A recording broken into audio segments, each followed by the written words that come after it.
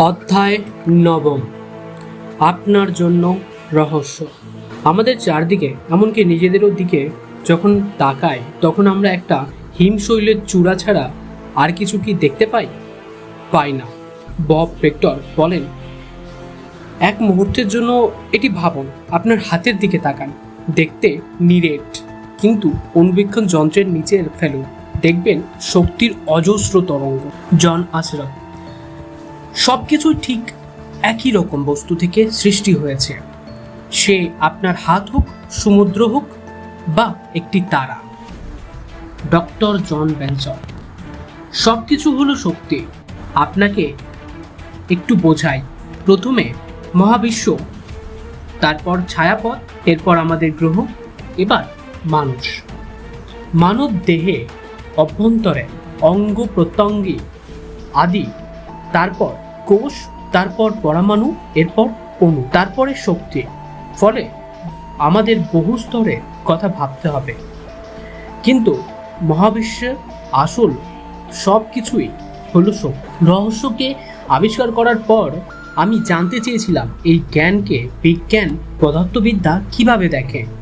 যা জানলাম তা সম্পূর্ণ বিস্ময়কর। এই যুগে বাস করার একটি অত্যন্ত অনুপ্রেরণাদায়ক বিষয় হলো রহস্যের শিক্ষার সঙ্গে কোয়ান্টাম ফিজিক্স ও আধুনিক বিজ্ঞানের সম্পূর্ণ সামঞ্জস্য থাকার। ইতিহাসের সমস্ত শিক্ষকেরাই সে কথা জানতেন। আমি স্কুলে কোনোদিন বিজ্ঞান বা ফিজিক্স পড়িনি, কিন্তু যখন আমি কোয়ান্টাম ফিজিক্সের জটিল বই পড়লাম, আমি তা সঠিকভাবে বুঝতে পারলাম, কারণ বুঝতে চেয়েছিলাম। কোয়ান্টাম ফিজিক্স পড়া আমাকে রহস্যের আরও গভীরে, শক্তির স্তরে গিয়ে বুঝতে সাহায্য করেছিল। বহু মানুষ বিশ্বাস মজবুত হয় যখন তারা রহস্যের জ্ঞান ও আধুনিক বিজ্ঞানের তত্ত্বের মধ্যে পরিপূর্ণ সমন্বয় দেখতে পায়। আসুন আমি বলি, আপনি কেন মহাবিশ্বের সবচেয়ে শক্তিশালী ট্রান্সমিশন টাওয়ার। সহজ কথায়, সব শক্তি একটি ফ্রিকোয়েন্সিতে স্পন্দিত হয়। আপনি যেহেতু শক্তি, তাই আপনিও ফ্রিকোয়েন্সিতে স্পন্দিত হন। আপনার ফ্রিকোয়েন্সি সর্বদাই নির্ধারিত হয় আপনার ভাবনা ও অনুভূতির দ্বারা। আপনি যা কিছু চান সবই শক্তির দ্বারা তৈরি, তাই তারাও তরঙ্গিত হচ্ছে। সবই শক্তি। এখানে বা শব্দের ভূমিকা। হ্যাঁ, আপনি যখন কিছু চান তখন আপনি একটি ফ্রিকোয়েন্সি পাঠান। আপনি ওই বস্তুর শক্তিকে সেই ফ্রিকোয়েন্সিতে স্পন্দিত হওয়ার কারণ প্রদান করেন এবং এভাবেই নিজের কাছে নিয়ে আসে। সেই আপনি আপনার আকাঙ্ক্ষিত বস্তুকে দৃষ্টি নিবদ্ধ করেন, তখন পরমাণু কম্পিত পরিবর্তন করেন ও তাকে নিজের দিকে আনবার কারণ তৈরি করেন। আপনি মহাবিশ্বের সবচেয়ে শক্তিশালী ট্রান্সমিশন টাওয়ার এই কারণে যে আপনার ভাবনার মাধ্যমে আপনার শক্তির উপর দৃষ্টি নিবদ্ধ করার ক্ষমতা দেওয়া হয়েছে, এবং সেই কারণেই আপনি নিজের পছন্দের বস্তু ফ্রিকোয়েন্সি বদলে দিতে পারেন। তার ফলে সেই বস্তু চুম্বকের মতো আকর্ষিত হয়ে আপনার কাছে চলে আসে। আপনি যা চান সেই সব ভালো বস্তুর কথা যখন ভাবেন ও অনুভব করেন, তখনই আপনি নিজেকে সেই ফ্রিকোয়েন্সির সুরে বাঁধেন, যা সেই সব বস্তুর শক্তিকে আপনার সুরে কম্পিত করায়। ফলে বস্তুগুলি আপনার জীবনে উপস্থিত হয়। আকর্ষণের নিয়ম বলে যে একরকম বস্তু পরস্পরকে আকর্ষণ করে। আপনি একজন চুম্বক শক্তি, তাই আপনি সব কিছু বৈদ্যুতিক শক্তিতে পরিপূর্ণ করেন এবং যা কিছু চান তা কাছের নিজেকেও বৈদ্যুতিক শক্তিপূর্ণ করে তোলে।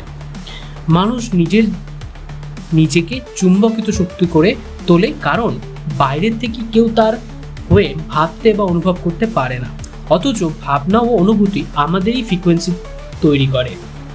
প্রায় 100 বছর আগে, যখন আমি বিগত 100 বছরের বৈজ্ঞানিক আবিষ্কারের তথ্যর কথা জানা ছিল না, তখনই চার্লস হ্যানেল জানতেন মহাবিশ্ব কিভাবে কাজ করে। মহাবিশ্ব মন শুধু জ্ঞান নয়, তার বস্তুসত্তাও রয়েছে। এই বস্তুসত্তাই হলো সেই আকর্ষণের শক্তি, যা আকর্ষণের নিয়মের দ্বারাই ইলেকট্রনগুলি একত্রিত করে, যার ফলে তারা পরমাণু গঠন করে। একই নিয়মে তারা পরমাণুগুলি একত্রিত হয় ও অণু গঠন করে। অণু মৌলিক আকার নেয়, কাজেই আমরা দেখি এই নিয়ম সৃজন শক্তি রূপে সব প্রকাশের পেছনে রয়েছে। শুধু পরমাণুর ক্ষেত্রে নয়, বিশ্ব সৃষ্টি, মহাবিশ্ব সৃষ্টি, কল্পনা, যা কিছু ধারণা করতে পারে সে সব কিছু, বলেছেন চার্লস হ্যানেল। বব প্রক্টর বলেন, আপনি কোনো শহরে থাকেন, আমার জানার দরকার নেই কোন শহরকে 7 দিন ধরে আলোকিত করে রাখার মতো সম্ভাবনাপূর্ণ শক্তি আপনার দেহে আছে।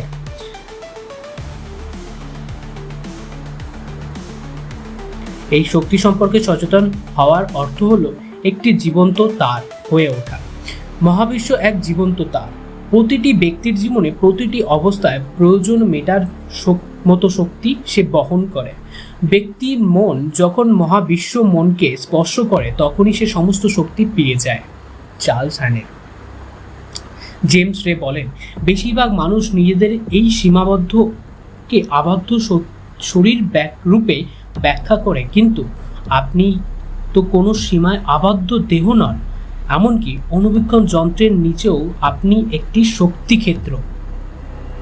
আমরা শক্তি সম্পর্কে যা জানি তা হলো, আপনি যদি একজন ফিজিস্ট এর কাছে যান, তাকে প্রশ্ন করেন জগৎ কিসের তৈরি, তিনি বলবেন শক্তি। বেশ, শক্তি কি? একে সৃষ্টি করা যায় না, ধ্বংস করা যায় না। এই শক্তি সর্বদাই ছিল, আছে, যা কিছুটা চিরদিন থাকে। এই আকারের মাধ্যমে আকারের বাইরেও চলছে। আপনি যদি কোনো ধর্মজ্ঞানীর কাছে যান এবং প্রশ্ন করেন জগৎ কার দ্বারা সৃষ্ট হয়েছে, তিনি বলবেন ঈশ্বর। ঈশ্বর কি?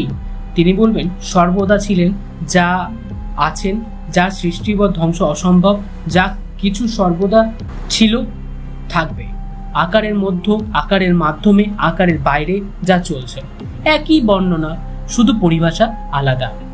আপনি যদি নিজেকে এক তাল মাংস ঘুরে বেড়াচ্ছে বলে ভাবেন, তবে আর একবার ভাবুন, আপনি এক আধ্যাত্মিক সত্তা, আপনি এক শক্তি ক্ষেত্র, বৃহত্তর এক শক্তি ক্ষেত্রে সক্রিয় রয়েছেন। আপনি কিভাবে এই সব কিছু আপনাকে আধ্যাত্মিক করে তুলল? আমার কাছে এর উত্তরই রহস্যের সবচেয়ে আশ্চর্যজনক শিক্ষা। আপনি শক্তির সৃষ্টি করা বা ধ্বংস করা যায় না, শক্তির রূপ পরিবর্তন করে মাত্র, এবং আপনি হলেন তাই। আপনার সারসত্য, আপনার পবিত্র শক্তি সর্বদাই ছিল এবং থাকবে। আপনি থাকবেন না, তা কখনো হবে না। গভীর স্তরে আপনি তা জানেন। আপনি কি না থাকাকে কল্পনা করতে পারেন? আপনার জীবনের বহু কিছু দেখা ও অভিজ্ঞতার পরেও কি পারেন? আপনি এটা কল্পনা করতে পারেন না, কারণ এটা অসম্ভব। শক্তি অনন্ত শক্তি, এক মহাবিশ্ব মন। Doctor John Hagelin. Quantum mechanics একে বর্ণনা করে, কোয়ান্টাম কসমোলজি একে সমর্থন করে। মহাবিশ্ব নিশ্চিতভাবে চেতনা থেকে সৃষ্টি হয়েছে এবং আমাদের চারদিকে সব কিছুরই উৎপত্তি সেই ভাবনা থেকে। পরিমাণে আমরা মহাবিশ্বের উৎস। সে কথা নিজেদের প্রত্যক্ষ অভিজ্ঞতা থেকেই যখন বুঝতে শুরু করি, তখন আমরা আমাদের কৃতিত্ব প্রয়োগ করে আরও বেশি করে নিজেদের পছন্দের জীবন পেতে থাকি। নিজের ভেতরের চেতনা ক্ষেত্র থেকে প্রথমে উপলব্ধি করুন তাকে, যা আসলে সেই মহাবিশ্ব চৈতন্যই, যিনি এই মহাবিশ্বকে পরিচালিত করেন। কাজেই আমাদের স্বাস্থ্য কিভাবে গঠিত, আমাদের পরিবেশ কিভাবে রচিত হবে, সবই নির্ভর করছে আমরা এই শক্তি সদর্থকভাবে ব্যবহার করছি নাকি নহর্তকভাবে ব্যবহার করছি তার উপর। আমরাই স্রষ্টা, শুধু আমাদের ভাগ্যেরই নয়, আসলে আমরা মহাবিশ্বের ভাগ্য রচনা করি। কাজেই মানুষ ক্ষমতা সম্ভাবনার কোনো শেষ নেই। সেই অসীম মাত্রায় আমরা গভীর সক্রিয় উপলব্ধি করি ও প্রয়োগ করি, সেই মাত্রায় আমরা শক্তিকে বাড়িয়ে তুলি। আমাদের ভাবনার স্তর থেকেই তা করতে হয়। কতিপয় মহান শিক্ষক ও অবতরণগণ মহাবিশ্বকে ঠিক সেইভাবে বর্ণনা করেছেন যেমন করেছেন ডক্টর হ্যাগেলিন। তারাও বলেছেন সমস্ত অস্তিত্ব হলো এক মহাবিশ্ব মনের। এই মন সর্বব্যাপী, সবকিছুতেই বর্তমান। এই বিশ্ব মনই হলো সমস্ত বুদ্ধি, সব জ্ঞান, সব পূর্ণতা, সর্বস্ব, একই কালে সর্বত্রগামী। যদি এই মনই সব হয়, সর্বব্যাপী হয়, তবে এই বিশ্বমন আপনার মধ্যেও আছে। আপনাকে এবার বলি, এসব কথা আপনার ক্ষেত্রে কি অর্থ বহন করে। এই অর্থ হলো সমস্ত সম্ভাবনা ইতিমধ্যে অবস্থান করে। সব জ্ঞান, সব আবিষ্কার এবং ভবিষ্যতের সমস্ত অনুসন্ধানের ফল মহাবিশ্ব মনে সম্ভাবনা রূপে অবস্থান করছে, অপেক্ষা করছে মানব মন কবে তাদের আকর্ষণ করে কাছে টানবে। ইতিহাসের সব সৃষ্ট সব আবিষ্কার বিশ্বমান মন থেকেই টেনে আনা হয়েছে। কাজেই সেই কাজের সঙ্গে যুক্ত ব্যক্তি সচেতনভাবে জানুন আর নাই জানুন আপনি কিভাবে কাজে টানবেন। আপনি এটা করবেন আপনার সচেতনতার সাহায্যে, আপনার বিস্ময়কর কল্পনার প্রয়োগ করে। আপনার চারদিকে সেই আবশ্যকতাকে দেখুন যা পূরণ করার অপেক্ষায় রয়েছে। কল্পনা করুন যদি এই বিষয় বা ওই বিষয় একটি দারুণ কিছু আবিষ্কার হতো তাহলে কেমন হতো। আবশ্যকতার দিকে তাকান, তারপর কল্পনা করুন যে সেটা পূরণ হয়েছে। আপনাকে আবিষ্কার বা অনুসন্ধানের নকশা বানাতে হবে না, সর্বোচ্চ মন সেই সম্ভাবনাকে ধারণ করে আছে। আপনি আপনার মনকে শেষ ফলে নিয়ে যাবেন এবং আবশ্যকতাকে পূরণ করার কল্পনা করবেন। এভাবেই আপনি তাকে জীবনে ডেকে আনবেন। আপনি চাইবেন, অনুভব করবেন, আস্থা রাখবেন এবং আপনি পাবেন। আদর্শের অসীম যোগান অপেক্ষা করে আছে করা নাড়ুন ও প্রকাশ্যে আনুন। আপনার চেতনার আপনিও সবকিছু ধারণ করে আছেন। স্বর্গীয় মন এক ও একমাত্র বাস্তব, বলেছেন চার্লস ফিলমো। জন আশরাফ তিনি বলেন, আমরা সবাই একসঙ্গে যুক্ত, আমরা কেবলই দেখতে পাই না। ওইখানেই বহির এবং ওইখানেই ভিতর বলে কোনো কিছু নেই। মহাবিশ্বের সব কিছুই যোগযুক্ত। এটি একটি মাত্র শক্তি ক্ষেত্র। কাজে যেভাবেই আপনি এর দিকে তাকান ফল এক। আমরা এক, আমরা সবাই যোগযুক্ত, আমরা সবাই একই শক্তির ক্ষেত্র, একই সর্বোচ্চ মন বা একই চৈতন্যের বা একই সৃজনের উৎসর অংশ। আপনি একে যা খুশি নাম দিন, আমরা সবাই এক। এখন আপনি যদি আমরা সবাই এক ভেবে আকর্ষণের নিয়মের দিকে তাকান তবে আপনার একে পুরোপুরি সঠিক বলে মনে হবে। আপনি এখন বুঝতে পেরেছেন কেন আপনার নেতিবাচক ভাবনা আপনার কাছেই ফিরে এসেছে, আপনারই ক্ষতি করে। আমরা যে এক। আপনি যদি নেতিবাচক ভাবনা ও অনুভূতি পাঠিয়ে ক্ষতির অস্তিত্ব ডেকে আনেন তবে আপনার ক্ষতি হতে পারে না। আপনাকে নির্বাচনের স্বাধীনতা দেওয়া হয়েছে, কিন্তু আপনি যখন নেতিবাদী ভাবনা ভাবেন এবং অনুভব করেন তখন আপনি নিজেকে সেই এক ও সর্বশুভ থেকে বিচ্ছিন্ন করেন। সব নেতিবাদী ভাবনার কথা ভেবে দেখুন, আপনি আবিষ্কার করবেন সেই সবগুলির উৎপত্তি ভয় থেকে, সেগুলি বিচ্ছিন্নভাবে ও নিজেকে আরেকজনের থেকে পৃথক রূপে দেখার ভাবনা থেকে এসেছে। প্রতিযোগিতার বিচ্ছিন্নতার আরেকটি উদাহরণ। প্রথমত, প্রতিযোগিতার ভাবনা আসে অভাবের মানসিকতা থেকে। আপনি যেন বলছেন যে যোগানের অপ্রতুল্যতা রয়েছে, আপনি যেন বলছেন যে প্রত্যেকের জন্য যথেষ্ট নেই, কাজেই কাম্যবস্তুর লাভের জন্য লড়াই করতে হবে। প্রতিযোগিতায় গেলে যদি আপনার মনেও হয় জিতেছেন তবুও কোনোদিন পারবেন না। আকর্ষণের নিয়মানুসারে আপনি প্রতিযোগিতায় যত বেশি যাবেন ততই বেশি করে এমনও মানুষ ও পরিবেশ আকর্ষণ করবেন যারা জীবনের প্রতিটি ক্ষেত্রে আপনার বিরুদ্ধে প্রতিযোগিতা করবে এবং পরিণামে আপনি হারবেন। আমরা সবাই এক, কাজেই আপনি যখন প্রতিযোগিতার পথে যান তখন নিজের বিরুদ্ধেই যান। প্রতিযোগিতার ভাবনা মন থেকে বের করে দিয়ে সৃজনের মন দিয়ে বা সৃজনের মনে ভরে উঠুক। কেবলমাত্র নিজের স্বপ্নের উপর আলো ফেলুন, আপনার দূরদৃষ্টির উপর আলো ফেলুন। সব প্রতিযোগিতাকে সমীকরণের বাইরে রাখুন। মহাবিশ্ব সকলের সবকিছু যোগানদার, সবকিছু মহাবিশ্ব থেকেই আসে। আকর্ষণের নিয়মের দ্বারা মানুষ, ঘটনা, পরিবেশ মাধ্যমে আপনার কাছে প্রকাশিত হয়। আকর্ষণের নিয়মকে যোগানের নিয়ম হিসাবে দেখুন। এই নিয়মই আপনাকে সক্ষম করে অসীম ভান্ডার থেকে টেনে আনতে। যা চান তার সঠিক কল্পনা যখন আপনি পাঠান তখনই সঠিক মানুষ, পরিস্থিতি ও ঘটনার আপনার দিকে আকর্ষিত হয়ে আপনাকে তা এনে দেয়।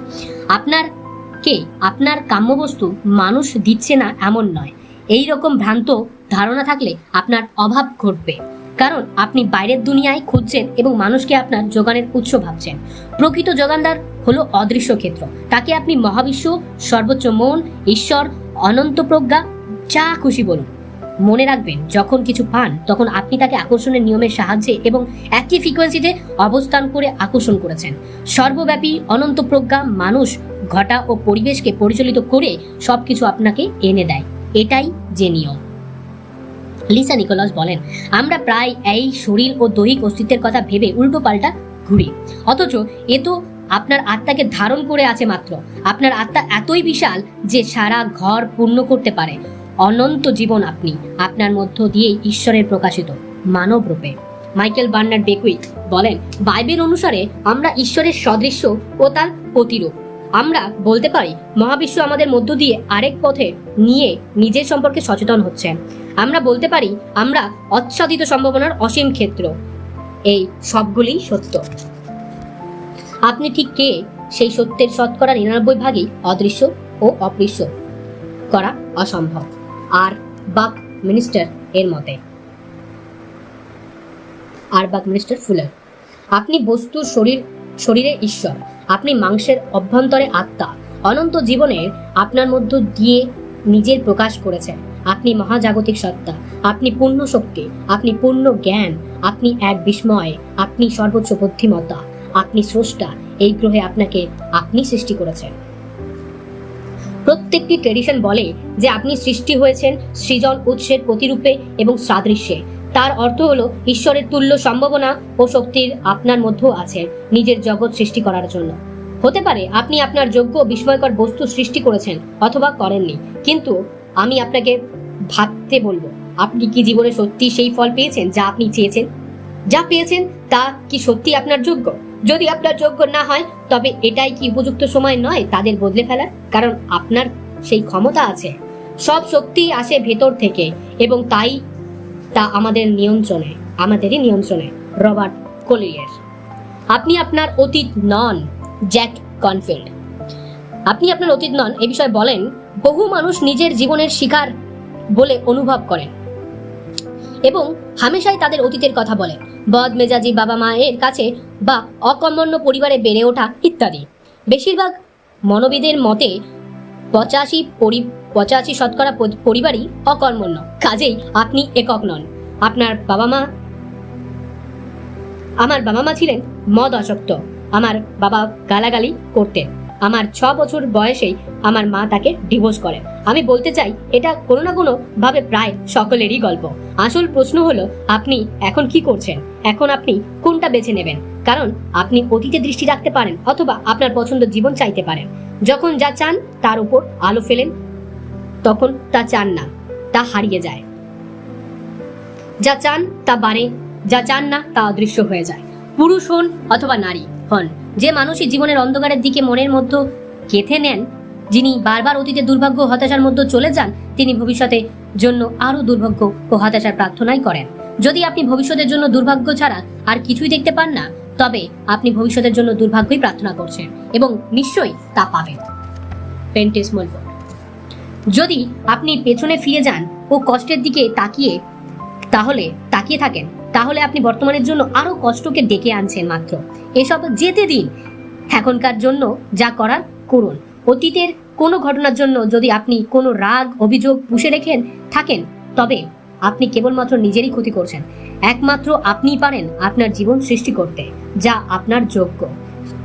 যেই আপনি স্বেচ্ছায় নিজের চাওয়ার দিকে নজর দেবেন, সেই আপনি ভালো বস্তু, ভালো অনুভূতি বিস্তার করবেন। তখনই আকর্ষণের নিয়ম সাড়া দেবে। আপনাকে শুধু শুরু করতে হবে। তা করলেই জাদু শুরু হবে। Lisa Nicholas. আপনি আপনার ভাগ্যের চিত্রকর। আপনি লেখক। আপনি গল্প লেখেন। কলমটা আপনার হাতে। ফল তাই হয় যা আপনি বেছে নেন। Michael Bernard Beckwell. আকর্ষণের নিয়মের সৌন্দর্য। আপনি আজ যেখানে রয়েছেন সেখান থেকেই আপনি শুরু করতে পারেন। আপনি সত্য ভাবনা ভাবতে শুরু করুন। আপনি নিজের মধ্যে সামঞ্জস্য ও সুখ অনুভব উৎপন্ন করা শুরু করুন। ডক্টর জো ভিটালে। এখন আপনার বিশ্বাস বদলেছে, যেমন মহাবিশ্বের যথেষ্টর বেশি রয়েছে, বা আমি যৌন ফিরে পেয়েছি, বুড়ো হচ্ছি না। আকর্ষণের নিয়ম ব্যবহার করে আমরা যেমন চাই সেইভাবে একে সৃষ্টি করতে পারি। Michael Bernard বেকওয়েল।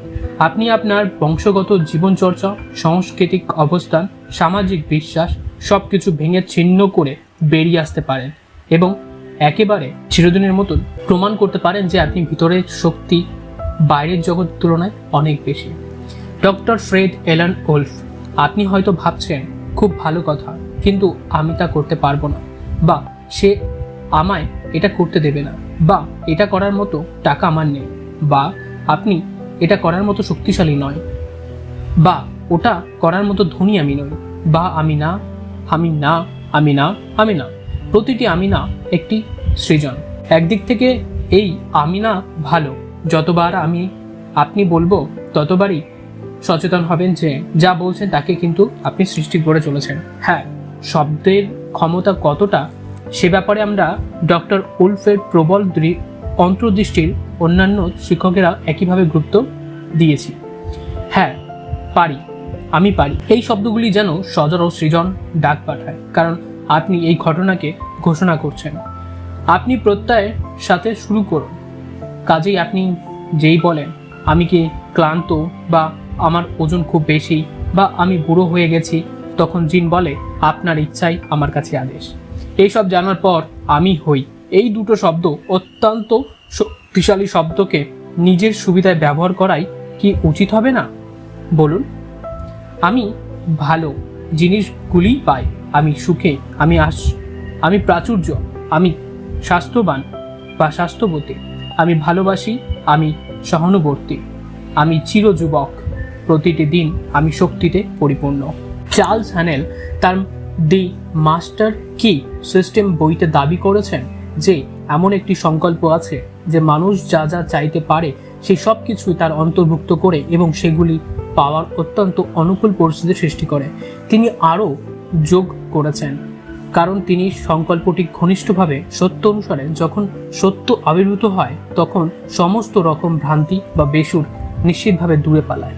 সংকল্পটি হলো আমি সমগ্র, পূর্ণ, বলশালী, শক্তিপূর্ণ, প্রেমময়, সামঞ্জস্যপূর্ণ ও সুখী। যদি আপনার কাম্য বস্তুকে অদৃশ্য থেকে দৃশ্য করার আনার ক্ষেত্রে এই পথে পরিশ্রম সাপেক্ষ বলে মনে হয়, তাহলে একটি সংক্ষিপ্ত রাস্তা চেষ্টা করতে পারে।